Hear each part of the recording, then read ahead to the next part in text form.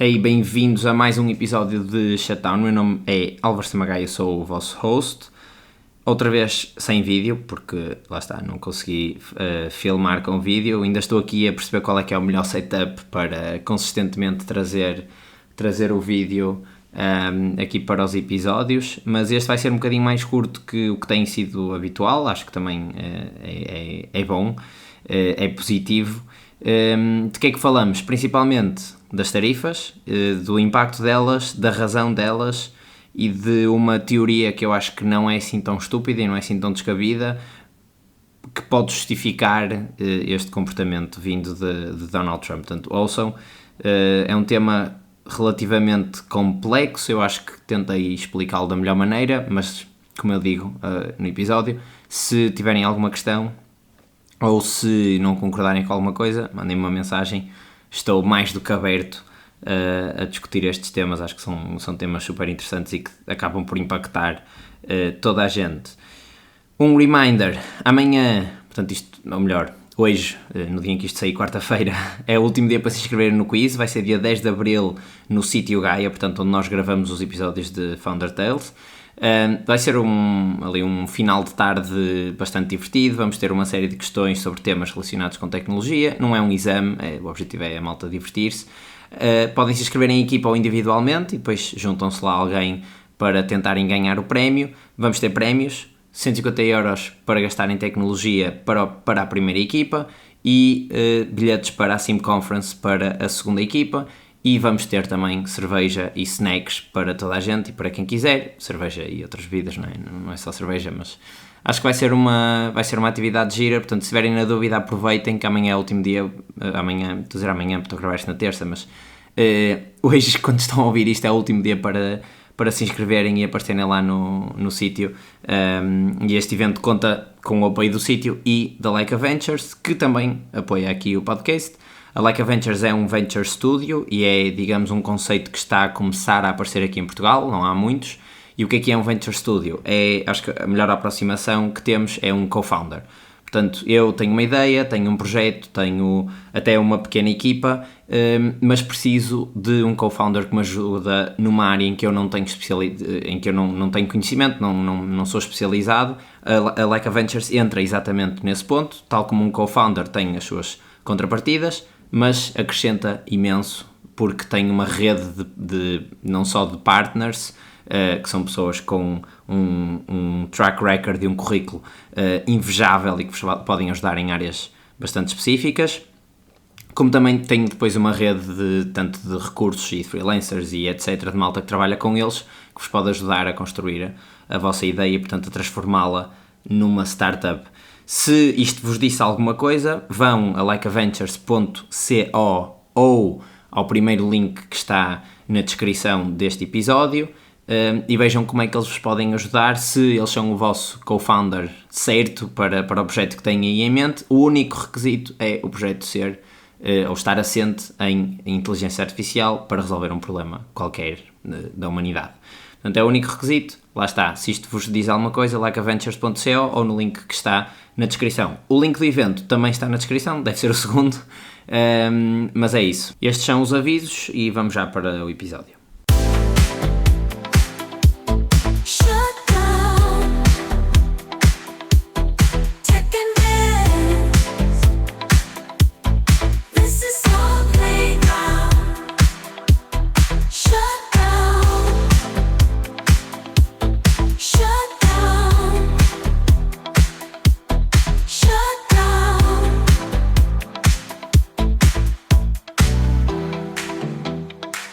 Esta semana tivemos aquilo que foi, ou aquilo que Donald Trump chamou o Liberation Day. Foi mais um Tariffs Day, porque foi neste dia que ele anunciou uma série de tarifas a implementar em praticamente todas as regiões do planeta. Houve até regiões que levaram com tarifas e que não são sequer habitadas por humanos. Vou deixar aí o link da notícia do The Guardian para vocês verem, mas basicamente Donald Trump já tinha ameaçado que ia impor mais tarifas e foi isso que ele fez. Praticamente todas as regiões do mundo levaram com uma baseline de 10%, ou seja, o mínimo das tarifas foram das tarifas impostas foi de 10%, portanto significa que tudo o que é importado para os Estados Unidos de algum desses países vai pagar pelo menos um imposto acrescido de 10%, ou seja, vai ficar 10% mais caro. E ele, entretanto, também só para fazer aqui o recap, já tinha implementado uma série de outras tarifas, principalmente aos seus maiores parceiros comerciais, que era o Canadá e o México, e a algumas indústrias específicas, como o alumínio e as peças e automóveis, portanto, que sejam peças ou peças para automóveis. Só assim alguns números antes de entrarmos no quais é que foram as consequências disto. Portanto, a China levou com uma tarifa adicional de 34% e, portanto, o total das tarifas para a China é 54%, depois, claro, lá está, ajustado a cada uma das indústrias, este valor pode ser diferente, mas a base são 54%, ou seja, tudo que é importado da China fica automaticamente 54% mais caro que o preço original. Na União Europeia foram 20%, por exemplo, no Vietnã, que é um dos maiores também parceiros de produção industrial e etc. dos Estados Unidos, foram 46%. Japão, outro parceiro que também desenvolve imenso para os Estados Unidos, ou seja, cria marcas e linhas específicas só para os Estados Unidos e tem uma relação comercial já muito antiga e muito duradoura, 24%. Coreia do Sul semelhante, 25%. Portanto, estes valores são relevantes, ou seja, é tudo em percentagem, não é assim que funcionam as tarifas. Entretanto, ele também anunciou uma série de tarifas secundárias, que significa tarifas para países que fazem negócios com outros países, ou seja, por exemplo, ele ameaçou Vladimir Putin de que ia impor tarifas em todos os países que fizessem negócios com a Rússia e, portanto, castigando a Rússia de uma forma indireta, digamos assim, mas o principal motivo de impor estas tarifas todas foi aquilo que a Casa Branca e o próprio Donald Trump chamaram de um desbalanceamento da balança comercial. Ou seja, o que é que eles fizeram e com base em que é que calcularam estas tarifas? O que eles disseram foi que a balança comercial, portanto, exportações e importações ponderadas, para todos os países estava desequilibrada, ou seja, os Estados Unidos importa muito mais do que exporta para esses países. Por exemplo, os Estados Unidos importa muito mais da Europa do que exporta bens e serviços para a Europa. Isto significa que a balança comercial, portanto, o saldo de dinheiro, digamos assim, que fica do lado dos Estados Unidos é negativo, não é? Porque se eu importo mais do que exporto, eu estou a dar mais dinheiro a esses países do que o dinheiro que os países me estão a dar a mim. E o que o Donald Trump tentou fazer foi criar uma série de tarifas retaliatórias, foi assim que ele chamou, para contrabalançar ou seja, para equilibrar, digamos assim, esta balança comercial. E, portanto, se o déficit de importações e exportações, por exemplo, para a Europa for de 20%, o que ele tentou foi equilibrar e, ok, então vamos pôr uma tarifa de 20%, que isto vai fazer com que as importações e exportações equilibrem-se. Qual é que é o problema? O problema é que a maneira como eles calcularam as tarifas, portanto, dos países fora dos Estados Unidos, ou seja, aquilo que teoricamente a União Europeia cobra a importações dos Estados Unidos, foi calculado de forma errada. A própria Casa Branca veio depois dizer, sim, explicar que aquilo não foi calculado da forma correta. Ou seja, teoricamente, ou a lógica diria que se um país cobra 10% de tarifa, o país para o qual ele está a exportar poderia também cobrar 10% de tarifa, ficam iguais e, portanto, parece-me até uma medida relativamente justa. O problema é que não foi assim que eles calcularam as tarifas. Eles foram pela balança comercial e, portanto, não para ajustar as tarifas, então não pode ser bem uma tarifa retaliatória. E para além de estar mal calculado por causa desse fator, Isto porque, lá está, os Estados Unidos são uma economia que importa muito mais do que exporta e, portanto, naturalmente, esta conta que eles fizeram ia estar sempre enviesada para o mesmo lado, mesmo que as tarifas dos Estados Unidos já sejam mais altas do que dos outros países, que é o caso, por exemplo, da União Europeia. E eles, para além disso, incluíram também ajustes de moeda, ou seja, por exemplo, o euro é mais caro, não é? Vale mais do que o dólar e, portanto, incluíram isso também no cálculo das tarifas e impostos sobre o consumo, a.k.a. IVA, que na Europa é mais alto do que nos Estados Unidos e, portanto, ainda abriu mais o fosso da conta que ele fez, que não se pode chamar bem uma tarifa de importação dos Estados Unidos para a União Europeia. E que não faz sentido nenhum, porque mesmo produtos que são produzidos na União Europeia ou mesmo cá em Portugal, todos eles pagam IVA e, portanto, não faz sentido ele incluir isso nas contas de importação, porque é um imposto que afeta a todos. E por falar neste imposto que afeta a todos, e daí, antes de ir a esta parte que eu ia dizer, e daí estes valores não fazerem sentido nenhum e estarem super desequilibrados face às tarifas reais que, por exemplo, a União Europeia cobra a importações dos Estados Unidos, que existem sim em alguns bens. Eu até tenho um episódio em que falei sobre isso, mas que não são o valor que ele tem lá, aquela foto mítica em que ele está, tem um quadro, uma tabela que diz o país e depois diz tarifa cobrada aos Estados Unidos, tarifa cobrada pelos Estados Unidos, e foi assim que ele anunciou. Qual é que é o problema, ou um dos problemas, e depois a seguir a este problema que eu vou falar, isto é mais opinião do que propriamente notícia, mas é que estes impostos ao consumo acabam por ser, e como são fixos, são valor fixo, ou seja, qualquer importação que venha, por exemplo, da China vai pagar 54%, isto não está indexado a quanto uma pessoa recebe, ou seja, não está indexado a qual é que é o salário da pessoa ou os rendimentos da pessoa. E, portanto, estes impostos não são progressivos, ou seja, eu quando pago o IRS, o meu IRS é mais alto quanto mais eu recebo e, portanto, pessoas que recebem muito pagam uma porcentagem maior, pessoas que recebem menos pagam uma porcentagem mais pequena. E estes impostos que são fixos acabam por ser muito mais castigadores para as pessoas que recebem menos e muito menos castigadores, apesar de serem castigadores para todos, muito menos castigadores para as pessoas que recebem mais. E, portanto, isto pode efetivamente causar uma recessão, não só por causa disto, mas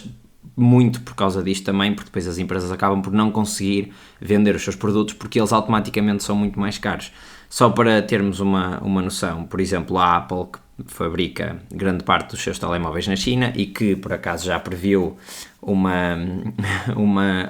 algo deste género e, portanto, fez encomendas grandes e tem algum estoque nos Estados Unidos. Um iPhone 16 Pro, por exemplo, pode vir a custar entre 40% a 50% mais só de tarifas, só pelo facto de ser construído na China e ser importado para os Estados Unidos e, portanto, os consumidores americanos vão pagar muito mais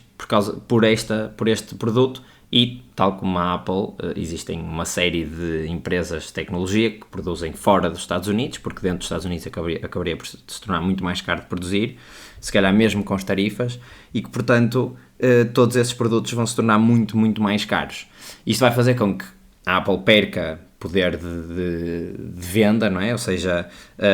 os telemóveis acabam por ser muito mais caros, de repente deixar de ser um negócio tão bom comprar o próximo iPhone e que se calhar as pessoas começam a comprar menos iPhones e isso faz com que a empresa tenha menos receita e tendo menos receita também vai valer menos e, portanto,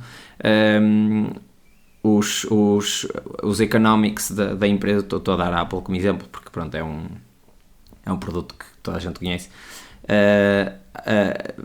podem deixar de fazer sentido e isto, se levado ao extremo e continuado, porque já vimos que Donald Trump gosta muito de depois adiar as tarifas durante X tempo, se levado ao extremo e continuado pode mesmo matar algumas empresas tão grandes quanto a Apple, porque depois eles também têm custos gigantescos e, portanto, a Apple e outras empresas estão neste momento a mudar alguma da produção da China para outros países ali à volta, por exemplo, para a Índia, porque as tarifas são mais baixas, ou seja, em vez de ser os 54%, anda à volta dos 25% ou 30%, que faz diferença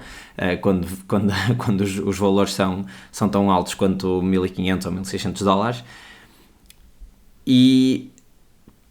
ainda assim vão estar a pagar tarifas. A única maneira de não estarem a pagar tarifas era ou as únicas maneiras seria se produzissem nos Estados Unidos, mas duvido que o telemóvel ficasse tão barato como quando produzido na China, e 2, se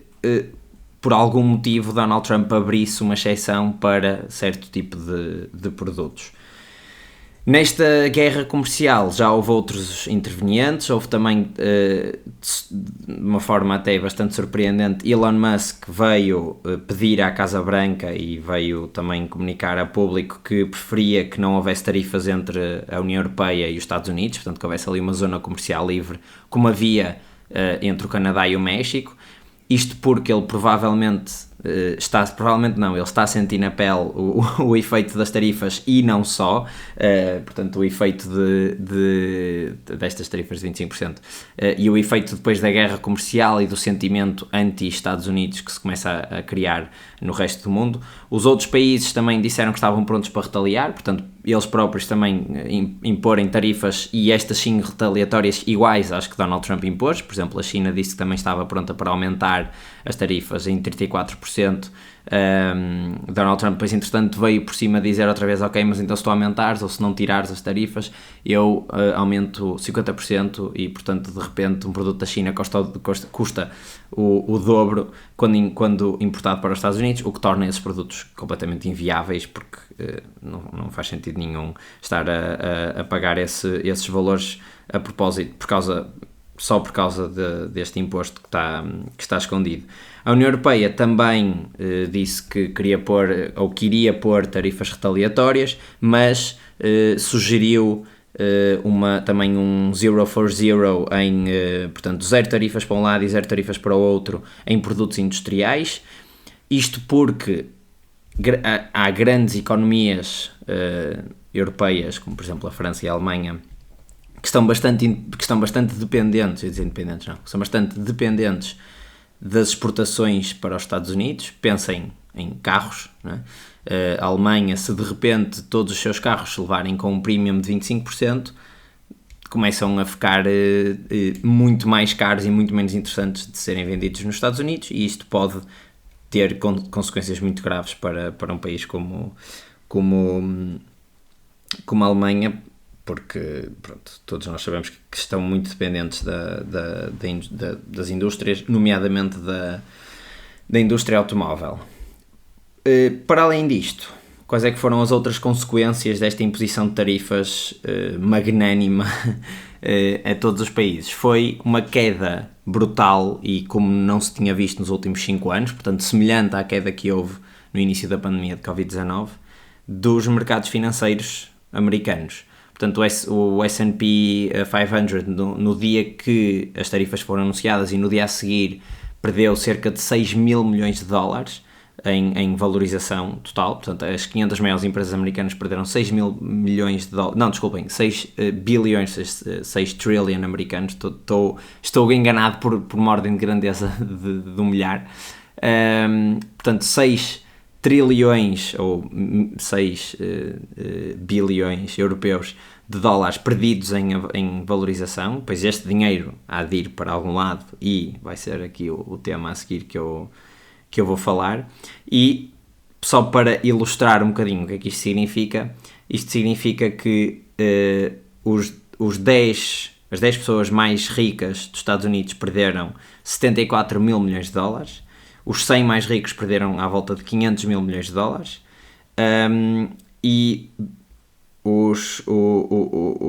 bilionários que sentiram mais na pele, o primeiro, não sei se querem tentar adivinhar, fazer aqui uma pausinha de 2 segundos, ora, 1, 2, foi nada mais nada menos do que a pessoa que eu falei há bocadinho a pedir para acabar com as tarifas e que não fazia sentido nenhum. Foi Elon Musk, que perdeu 31 mil milhões de dólares. Depois de seguida foi Mark Zuckerberg com 27 mil milhões de dólares, e depois Jeff Bezos com 23 mil milhões de dólares, fazem aqui o top 3 de perdas associadas à queda do mercado financeiro nos Estados Unidos. E o 10º foi Warren Buffett com o 10º, ou um dos 10 que não estes 3, foi Warren Buffett, que perdeu 2 mil milhões de dólares, apesar de estar a acumular cash há muito tempo. Só para termos uma ideia, ele em final de 2022 tinha 110 mil milhões de dólares em dinheiro, e agora quer dizer, no final de 2024, que foi quando a Berkshire Hathaway fez o seu balanço, tinha 321 mil milhões de dólares, portanto praticamente triplicou o dinheiro em caixa que tinha. Isto fez com que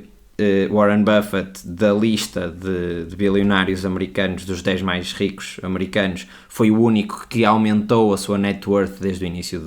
do ano, exatamente pelo facto de ter dinheiro, e o dinheiro não desvaloriza face a ele próprio, não é? Como o stock market, e portanto ele provavelmente está aqui à procura de negócios agora que a bolsa desceu 10 ou 15% desde a apresentação das tarifas, e ele está aqui à procura de certeza de reinvestir este dinheiro todo outra vez. Ninguém está a perceber bem o que é que seria o plano dele, mas se calhar ele já previa isto, não sei. E portanto agora tem dinheiro para voltar a ir às compras, sendo que ele o ano passado, quando o S&P 500 e as empresas estavam num all-time high, ele foi tirando alguns dos seus lucros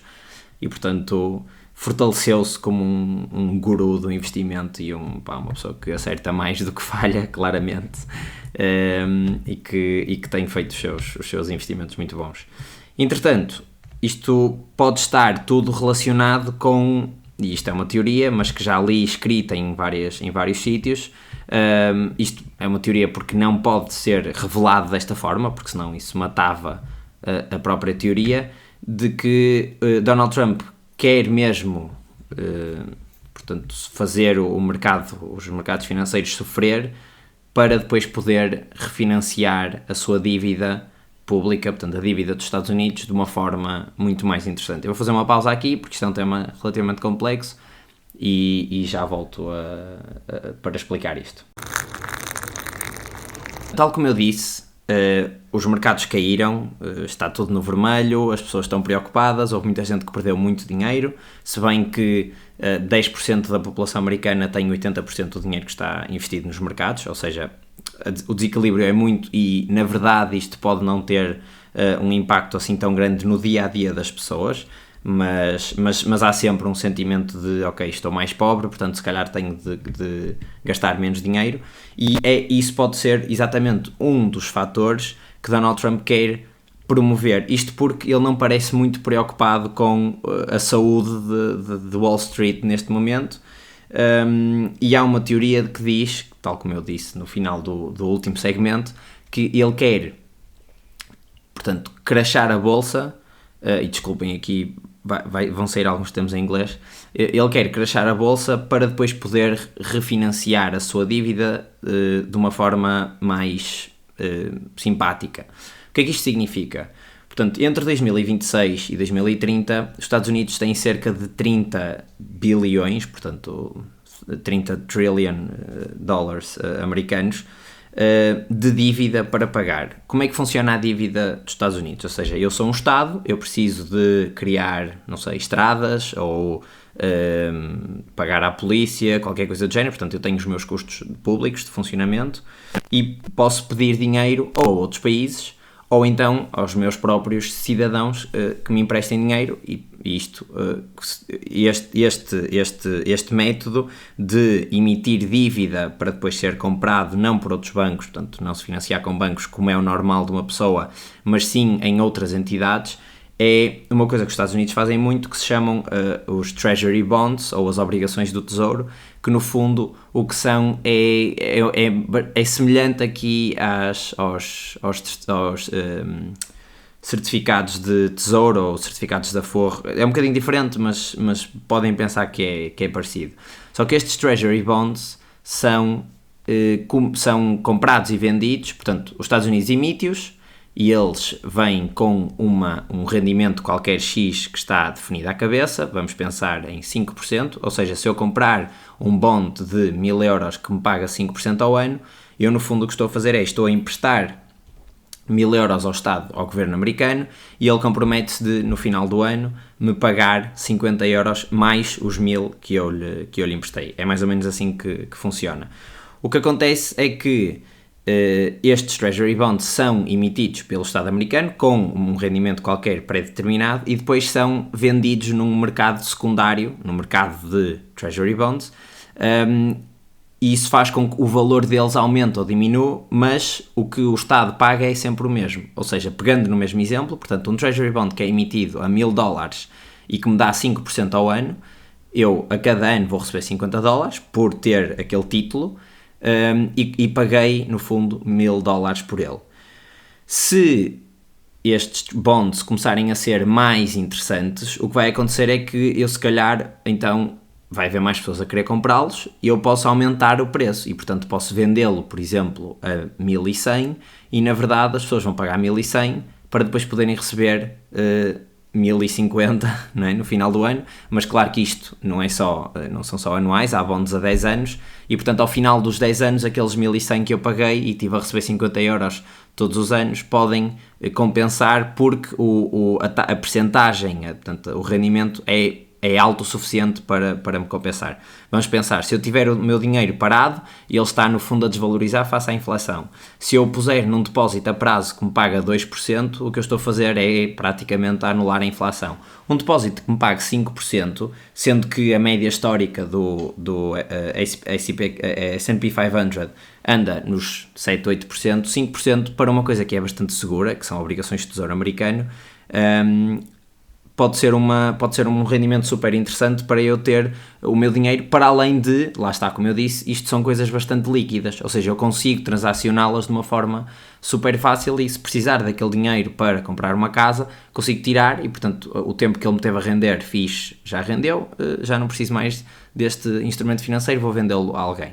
Portanto, se estes bonds ficarem mais caros, significa que o rendimento face ao preço do bond desce. Portanto, estes 50 euros face aos 1100 que ele me custou, aquela apreciação de 10%, de repente é um valor mais baixo. Enquanto que, se os bonds perderem o interesse, os 50 euros, e portanto o preço 10, vamos pensar dos 1000, 10 para os 900, estes 50 euros representam um rendimento mais alto e, portanto, passam a ser ainda, ou melhor, eles vão de estar a descer por algum motivo, mas o rendimento é mais alto e, portanto,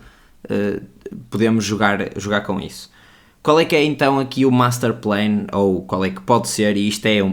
100% uma teoria, portanto não levem isto como sendo sério, qual é que pode ser aqui o master plan de Donald Trump? É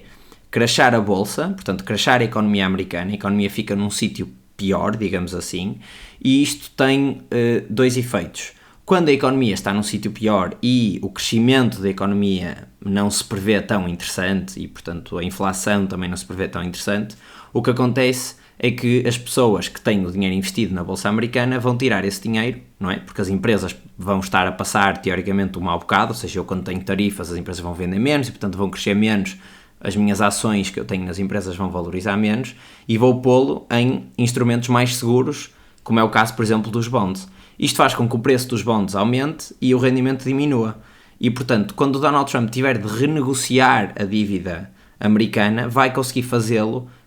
para um rendimento mais baixo do que o rendimento, digamos, não é oficial, mas aquele que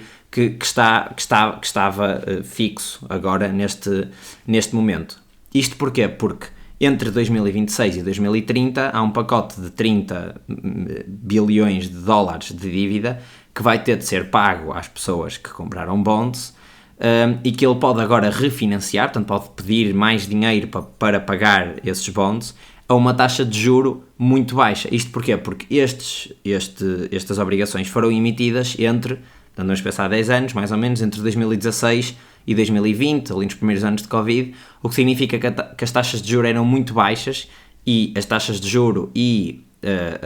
o rendimento das obrigações andam mais ou menos a par e passo e, portanto, as próprias taxas o rendimento das obrigações também era muito baixo. E agora as taxas de juro estão altas, portanto a Reserva Federal ainda não desceu todas as subidas que fez para combater a inflação, e isto significa que ele, se quiser agora emitir novas obrigações, vai ser com um rendimento muito alto, e este rendimento alto das obrigações sobre um valor muito alto de dívida também pode ser uma bomba relógio e pode fazer com que os Estados Unidos passem mal com a dívida pública que têm para pagar. Este problema da dívida sempre foi um problema que Donald Trump deu muita relevância, não é? Nós vemos com toda a questão da DOGE, que o objetivo era cortar spending do Estado americano e, portanto, cortou uma série de ajudas de custos e uma série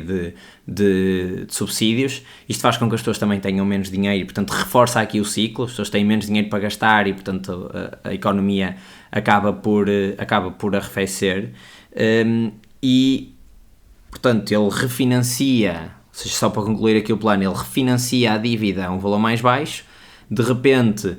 força, de alguma forma, que não pode ser direta, a Reserva Federal a cortar as taxas de juro, porque a economia está num péssimo estado e, portanto, para estimular a economia a voltar a crescer outra vez, normalmente o que se faz é descer as taxas de juro. Isto faz com que a economia volte a subir e agora ele está muito mais confortável porque de repente voltou a ganhar tempo com uma dívida muito mais barata, a economia volta a subir porque as taxas de juros descem e daqui a 4 anos temos eleições outra vez. Ele já falou em tentar o terceiro mandato, que não sei bem se é constitucional ou não nos Estados Unidos, mas pode ser o plano dele e, portanto, há aqui alguma lógica por trás de uma coisa que não parece muito lógica, não é? Eu estar a tentar matar a economia do meu próprio país. Depois, entretanto, há uma série de efeitos secundários aqui à volta. Por exemplo, isto depois vai fazer com que o dólar também desvalorize, que era uma coisa que ele dizia que não queria, mas secretamente se calhar quer, porque todas as medidas que está a fazer vão nesse sentido. Isso faz com que as exportações dos Estados Unidos se tornem mais baratas, portanto mais apetitosas, que a indústria americana aumente, que o próprio PIB americano aumente, que depois isso se calhar vai criar mais inflação, mas quando eu já tenho uma dívida contraída, inflação é bom. Vamos pensar, eu peço uma dívida, eu peço dinheiro para comprar uma casa, 100 mil euros. Se depois a casa valer, portanto eu estou a dever neste momento 100 mil euros ao banco por causa da minha hipoteca, se a casa entretanto subir o seu valor para 130 mil euros, eu não tenho de pagar esse acréscimo de valorização da casa, que foi gerado pela inflação, ao banco. Ou seja, o empréstimo do banco continua a ser 100 mil euros. Portanto, a inflação é amiga das pessoas que contraem dívida, porque o bem contra o qual a dívida foi contraído vai valorizar e a dívida é nominal e, portanto, fica estanque. Ou seja, ele pode querer fazer, neste momento, diminuir a inflação, refinanciar e a seguir voltar a aumentar a inflação porque, pronto, já refinanciei, agora a dívida vale menos face ao crescimento da economia e face ao crescimento do PIB, que, lá está diretamente ligado com a inflação. Só uma nota final nisto aqui, só para explicar um bocadinho aquela questão das taxas de juro. Portanto, a Reserva Federal tem a taxa de juro, digamos, principal do país, que é a taxa de juros à qual empresta dinheiro aos bancos para depois os bancos emprestarem às empresas e às pessoas. Se eu, como pessoa, quiser perceber qual é que é o melhor sítio para eu pôr o meu dinheiro, normalmente eu quero pôr no que seja minimamente seguro e que me dê um rendimento mais ou menos alto. Em alturas de taxas de juros baixas, não há muitas aplicações que me deem rendimentos altos, porque as próprias taxas de juros são baixas. Ou seja, se eu der o meu dinheiro ao banco para ele emprestar a alguém, ele também não vai conseguir cobrar taxas de juros muito altas, porque a taxa nominal, a taxa da Reserva Federal é baixa. Isto faz com que as pessoas em momentos de taxas de juros baixas arrisquem mais e, portanto, comprem mais ações, que investam mais em venture capital, etc, etc, etc. Quando as taxas de juros são muito altas, e fujam de bens mais seguros e, portanto, fogem dos bonds. Como fogem dos bonds, o valor baixa e o rendimento aumenta. Portanto, pensando naquele valor, dos 1000 passa para os 900 e os 50 euros representam mais face ao preço do bond. Quando eu tenho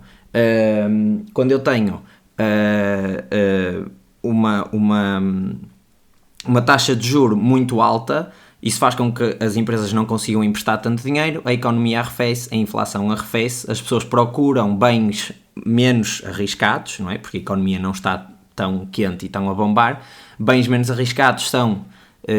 obrigações do Tesouro, e no próximo segmento vou explicar porque é que as obrigações do Tesouro são tão seguras, mesmo quando os Estados Unidos não está no melhor momento económico de sempre.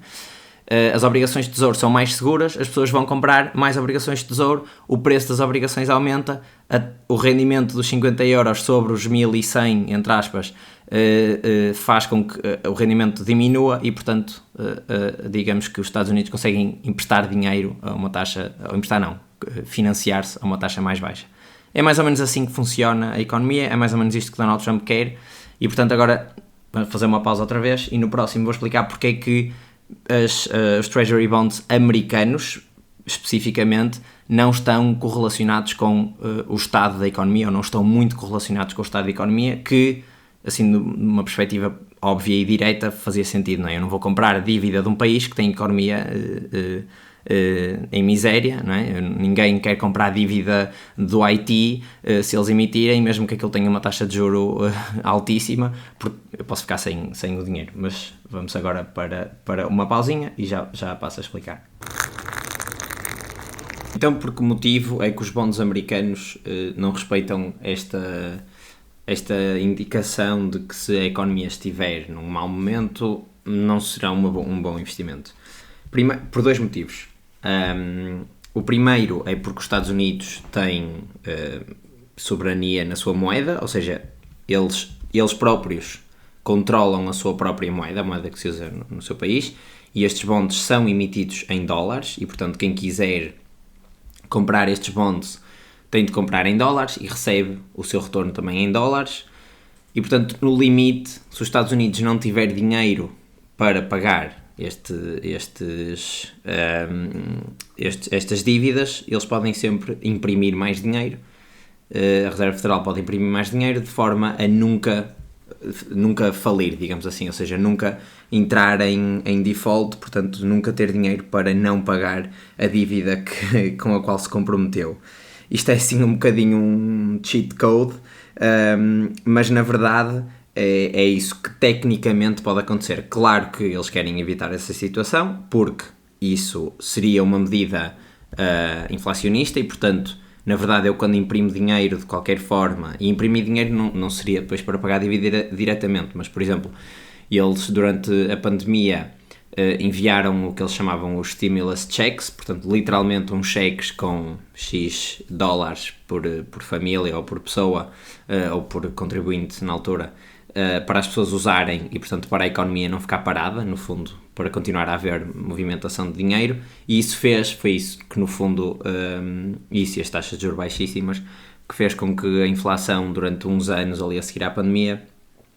crescesse imenso, porque as pessoas tinham muito dinheiro, iam gastá-lo, naturalmente isso ia reverter mais impostos para o Estado e, portanto, o Estado depois podia usar esse dinheiro para pagar a dívida. Mas, lá está, se eles imprimirem dinheiro, a inflação vai aumentar e, portanto, isso não é bom ou vai contra aquilo que Donald Trump quer neste momento. Depois, a segunda razão é que o dólar é, no fundo, a moeda, é a reserva oficial de muitos países e é a moeda universal em que todos os países têm de transacionar, na qual todos os países têm de transacionar alguns bens, como por exemplo petróleo. Portanto, o petróleo para muitos países é transacionado em dólares, e isso foi um acordo que se fez de forma a que o dólar fosse a única moeda, e portanto há sempre procura pelos Treasury Bonds dos Estados Unidos, exatamente por esta razão, porque o dólar é visto como um safe haven, portanto uma moeda muito mais segura que as outras todas. Claro que depois mesmo o euro e a libra e assim também têm as suas vantagens e as suas seguranças, mas não estão na posição do dólar, em que basicamente todos os países precisam de ter dólares, enquanto que se calhar euros ou libras ou ienes ou o que for, se calhar já não precisam, porque podem não transacionar nada nessa moeda. E portanto estas são as duas razões pela qual os bonds americanos, mesmo quando a economia está instável, são uma ótima alternativa, porque, lá está, são bastante seguros, porque os Estados Unidos nunca não vão pagar a dívida. O que acontece é que quando, ou se e eles tiverem de imprimir dinheiro para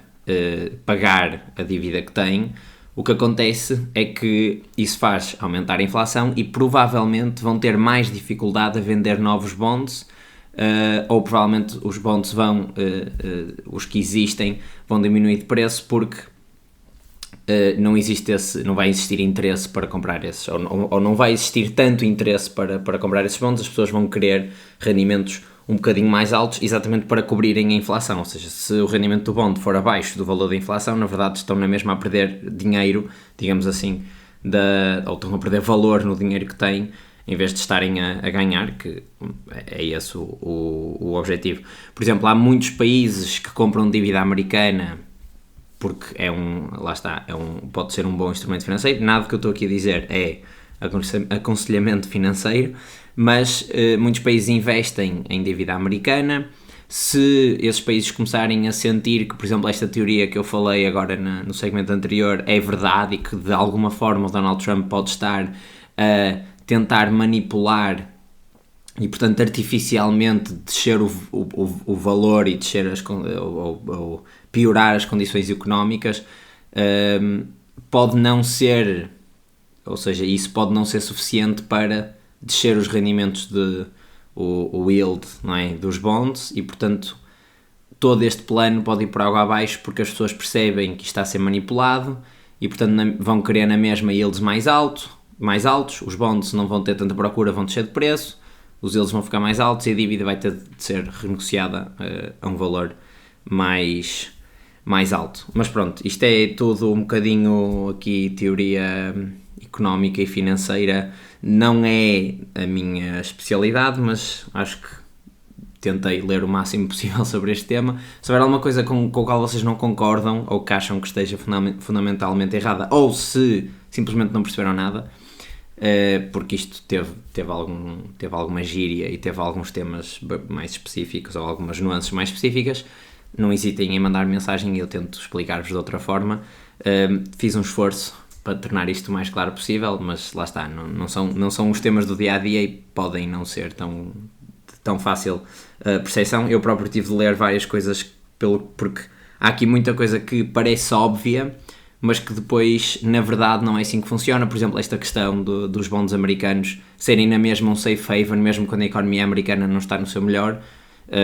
para mim era óbvio se fosse ao contrário, ou seja, portanto a economia não está boa, eu vou investir o meu dinheiro noutra economia que esteja a crescer em vez da economia americana, mas na verdade não é assim que funciona. As pessoas querem depois coisas mais seguras porque as empresas estão elas muito incertas e na verdade estabilidade vai vencer a crescimento nesses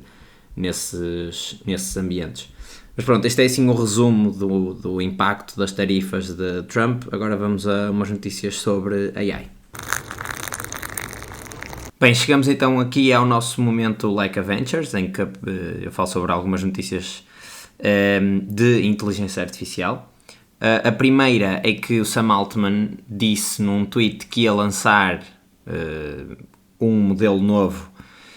e quando digo um modelo novo é o GPT-5, portanto, há uns tempos ele disse que o 4.5 ia ser o último modelo base que eles lançavam, entretanto só iam construir por cima desse modelo base, ou seja, em termos de conhecimento, ele sentia que se calhar já não era possível o modelo saber mais. No entanto, pelos vistos, alguma coisa deve ter mudado na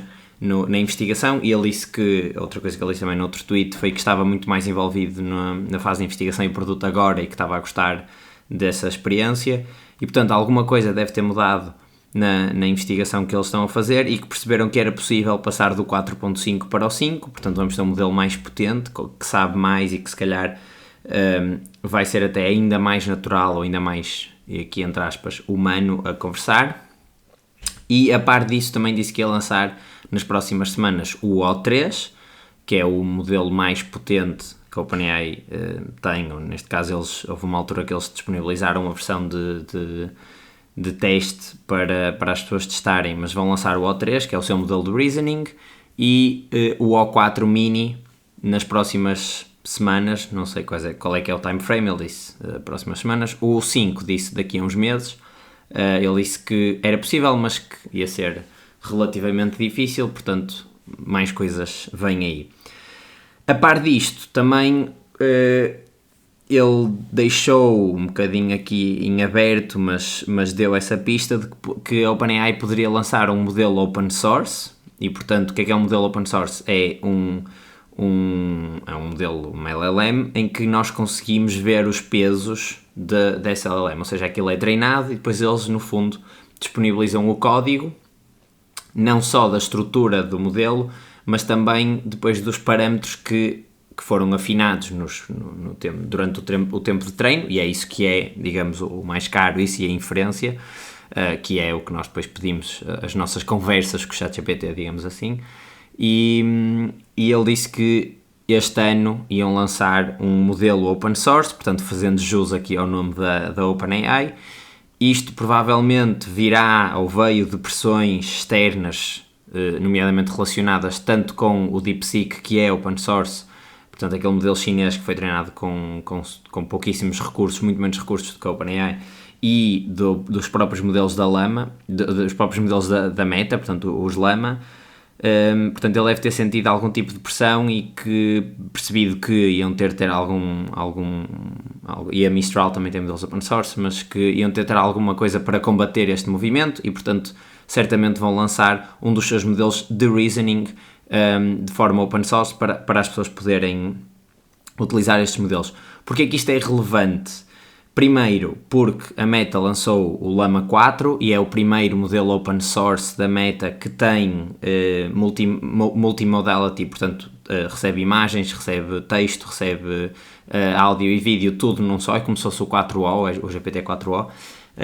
e é open source, os resultados são ótimos daquele modelo e portanto ele percebeu que se calhar tinha de ceder um bocadinho a isto, e para além disso, o facto do modelo ser open source vai permitir que as pessoas consigam utilizar os modelos da OpenAI não só em aplicações em que o GPT é suficiente, mas também em aplicações em que, por exemplo, podem ter de alterar alguns dos pesos e, portanto, conseguem pegar no código e fazer algumas alterações.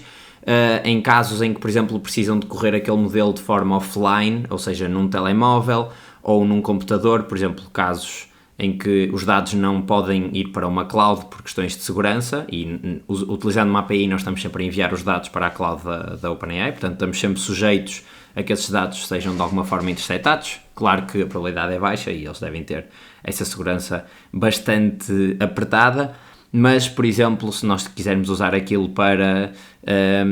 diagnóstico médico ou para tratar dados médicos, se calhar não há o interesse dos modelos estarem, ou dos dados, neste caso, estarem a ser disponibilizados numa cloud via API.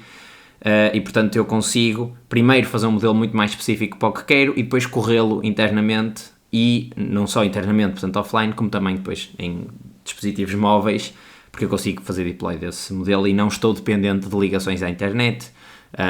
Isto vai ser ótimo, por exemplo, se a Apple quiser utilizar os modelos da OpenAI para alimentar a Siri e a Siri vai passar a funcionar offline, por exemplo, coisas deste género.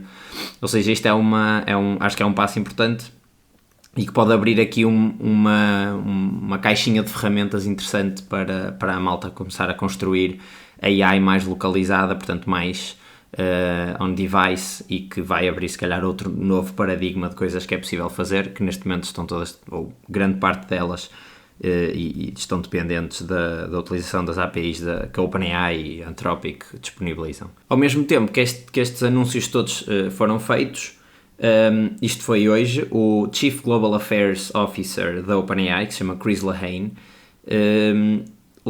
disponibilizou um documento que se chama OpenAI's EU Economic Blueprint. Portanto, no fundo é um roadmap para os desenvolvimentos da OpenAI aqui na União Europeia, que nós sabemos que há muita coisa ainda que não existe cá, ou que existe, mas que chegou cá sempre muito mais tarde, e o que eles provavelmente viram foi que, ok, temos de se calhar planear melhor estes lançamentos, a União Europeia não vai ceder em muita da regulamentação, nós precisamos dos clientes que vivem na Europa. Eles próprios têm muitos escritórios cá na Europa e, portanto, têm malta a criar alguns destes algoritmos e destes modelos aqui na Europa. E, portanto, há aqui, se calhar, o resumo deste blueprint é isto, no fundo, é uma proposta para a União Europeia, mas que permite que a OpenAI depois opere de uma forma mais fácil. Mas o primeiro é aumentar a capacidade de computação da União Europeia em pelo menos 300% até 2030 e fazer isto de uma forma geograficamente distribuída, portanto nos vários países da União Europeia. Outra coisa que eles recomendam é o lançamento de fundos só para projetos piloto em inteligência artificial. Eles põem aqui um valor que é $1.000 milhões, portanto 1 bilhão americano. Depois, aumentar a quantidade de pessoas que trabalham nesta área. Eles também colocam aqui um número que é, até 2030, treinar 100 milhões de europeus nestas matérias da AI e, portanto, perceber como é que estas coisas funcionam, isto tanto integrado nas universidades como em outros cursos.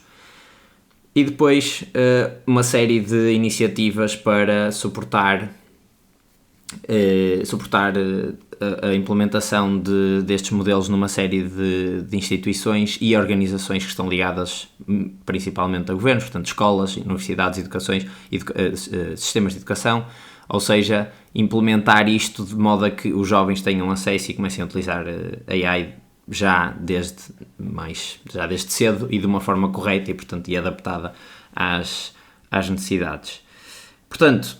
algumas novidades interessantes, muitas delas ainda são aqui rumores. Temos também, e antes só para fechar agora aqui este tema, a Amazon não ficou para trás nos modelos de voz e lançou o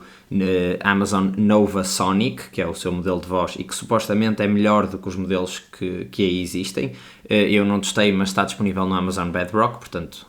um dos serviços da AWS, ou seja, podem ir lá testar, e supostamente é tão bom como aquele Sesame que eu tinha falado no episódio anterior, ou seja, super natural, também se ri, engana-se, engasga-se, etc. Ou seja, tem text-to-speech, speech-to-text, portanto oferece os dois serviços e supostamente é muito melhor. Estas ferramentas todas, algumas delas ainda não estão disponíveis, era o que eu estava a dizer, mas começa a haver aqui já uma toolbox gigante de ferramentas que podemos utilizar, não só das próprias ferramentas, como também de cursos e de maneiras de aprendermos mais sobre AI, e portanto acho que nunca houve uma altura tão boa para começarmos a construir, e que se calhar antes o que precisávamos de uma equipa de 30 engenheiros, agora uma pessoa com a ajuda de uma LLM e de um chatbot bem afinado consegue fazer, principalmente em software. E portanto, se vocês têm esse bichinho dentro de vocês e querem criar aplicando AI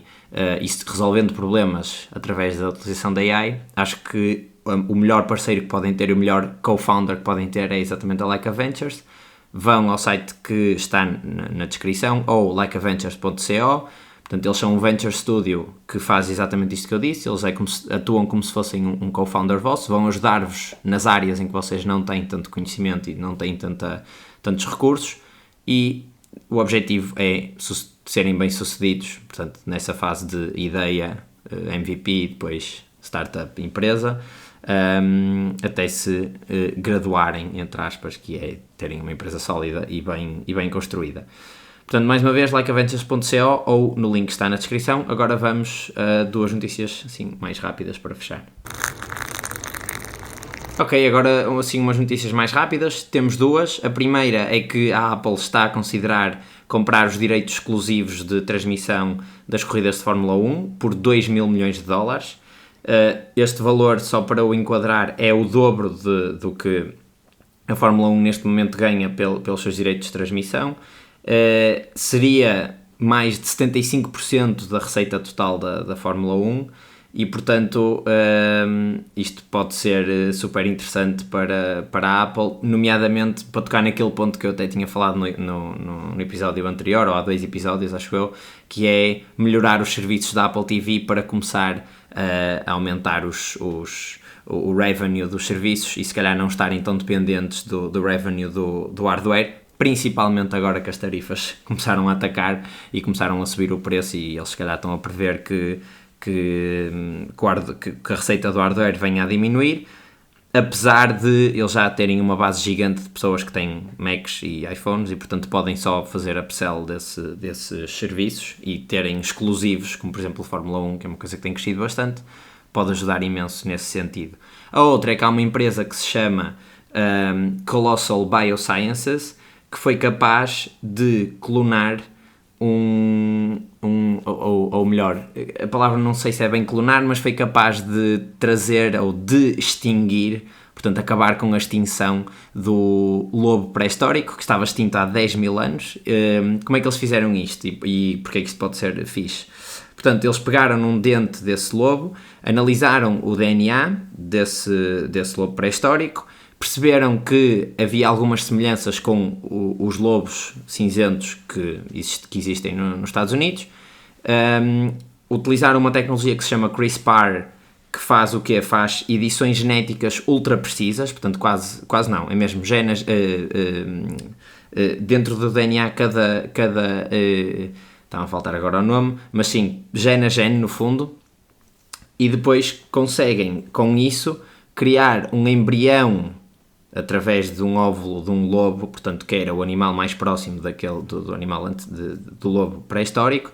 criando esse embrião, depois plantaram esse embrião dentro de um cão que serviu no fundo de incubadora, um cão doméstico, depois passaram para outro tipo de cão. Entretanto, os bebés nasceram e eles têm 3 lobos pré-históricos, ou melhor, 3 animais que têm as feições e o fenótipo, portanto a aparência dos lobos pré-históricos, mas que muito provavelmente não terão o seu comportamento. Eles já existem, eles estão livres numa reserva secreta e protegida lá nos Estados Unidos para se desenvolverem, para crescerem. Já têm vários meses. Estima-se que eles andem à volta dos 30 kg e que possam chegar aos 70 ou 80 kg de peso. Mas o que eu estava a dizer era, ou seja, eles têm a aparência, têm as características físicas, mas provavelmente não terão um comportamento. Porque não viram o exemplo de outros lobos, de como é que eles podiam caçar e alimentar-se e etc., e portanto isso faz com que eles depois não ganhem se calhar essas capacidades. Portanto, no fundo acabam por ser uns cães com umas características estranhas, ou melhor, peculiares e não estranhas, mas esta empresa já disse que isto pode ser relevante para trazer espécies que não existem já, que foram extintas. Uma delas é o mamute, que toda a gente conhece de Idade de Gelo, ou o dodo. E a outra e acho que esta tem mais utilidade imediata, é manter algumas das espécies que estão em vias de extinção, porque é possível clonar esta espécie, portanto aumentar o número de espécimens que existem de cada uma das espécies e evitar que elas se extingam. Eles já fizeram isto com outro tipo de lobos, que são os lobos vermelhos lá. Portanto, eles aumentaram também o número de animais existentes dessa espécie, e isto pode ser super interessante para depois,